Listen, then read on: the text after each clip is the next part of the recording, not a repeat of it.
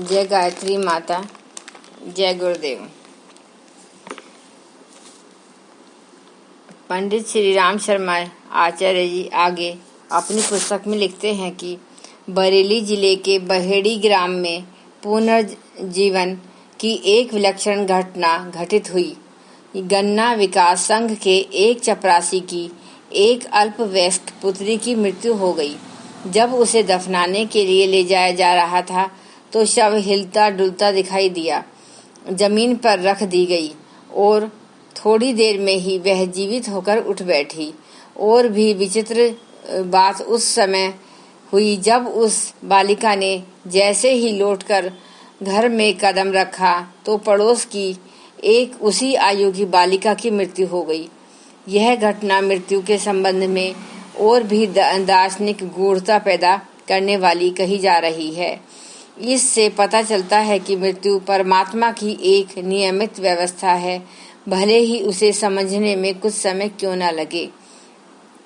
मध्य प्रदेश छतरपुर जिले के assistant inspector of schools Shri M.I. मिश्र की एक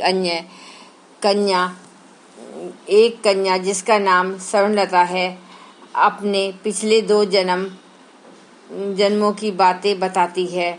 इससे पहले वह असम के किसी गांव में जन्मी थी।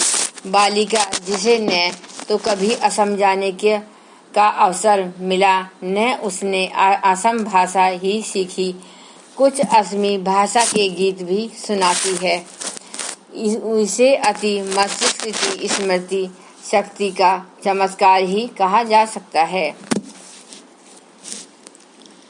स्वर्णलता इससे पहले जबलपुर जिले में शाहपुर के समीप किसी गांव में जन्मी थी। वह कहा करती कि उसके 2 बेटे भी हैं। जब उसे उक्त स्थान पर ले जाया गया तो उसने घर, अपने दोनों बेटे और बहुत से पड़ोसियों को भी पहचान लिया। पता लगने पर मालूम हुआ कि 19 वर्ष पूर्व इस घर में विंध्या देवी नामक एक महिला की मृत्यु हृदय गति रुक जाने के कारण हो गई थी। 28 वर्ष में उसने 2 जन्म धारण किए। विभिन्न स्थान और परिस्थितियां में जन्म लेने के पीछे परमात्मा का नियम विधान है, यह तो वही जानते होंगे। पर यह सुनिश्चित है कि मृत्यु के बाद ही जीवन का अंत नहीं हो जाता, वरन जीवात्मा की विकास यात्रा के यह 2 पटाक्षेप हैं। जैसे दिन और रात गुजरने के बाद भी उनका क्रम नहीं टूटता, उसी प्रकार मृत्यु के बाद भी जीवन आता रहता है।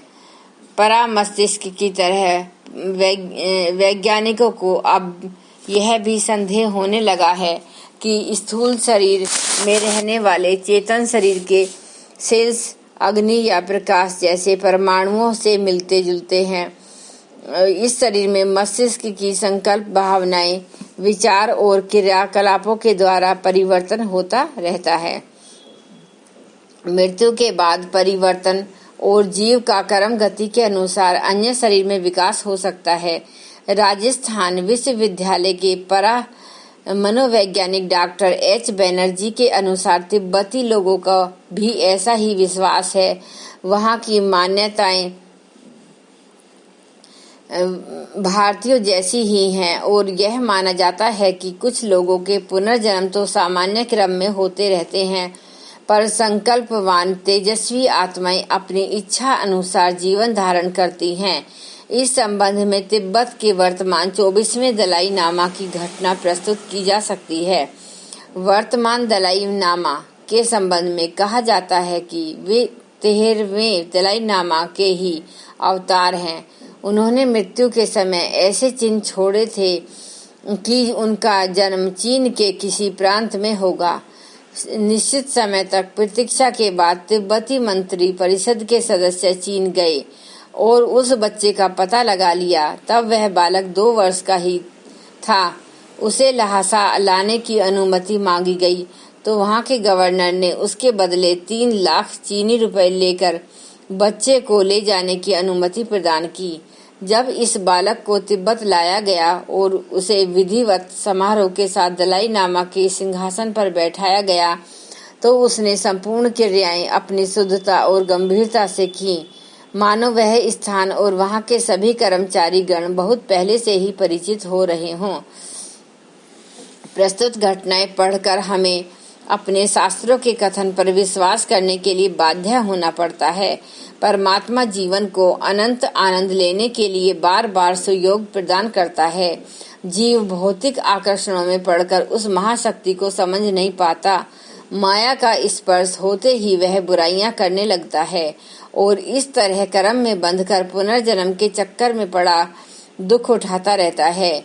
यह घटनाएं कुछ निर्मल और जागृत आत्माओं की हो सकती हैं, जिन्हें अपने पूर्व जन्मों की थोड़ी याद रह जाती हो। अधिकांश को तो ज्ञान ही नहीं होता उनकी बाल्यावस्था किस तरह बीती और उससे भी पूर्व उनकी क्या स्थिति थी। उसका ज्ञान तो क्या, उसकी कल्पना भी नहीं की जा सकती। परिस्थितियां, घटनाएं और विज्ञान द्वारा इंद्रियातीत जगत की उपस्थिति स्वीकार कर लेने पर यह सोचने को विवश होना पड़ रहा है कि मनुष्य जीवन का अंत मृत्यु से नहीं हो जाता। काल चक्र अनवरत चलता रहता है। मृत्यु के बाद जन्म और जन्म के बाद मृत्यु का क्रम निरंतर जारी रहता है। आज के लिए बस इतना ही।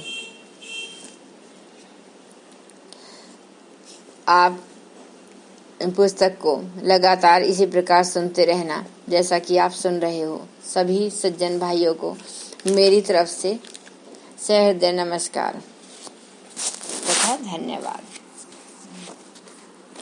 अब एक बार गायत्री मंत्र का उच्चारण करते हैं। ओम भूर्भुवः स्वः तत्सवितुर्वरेण्यं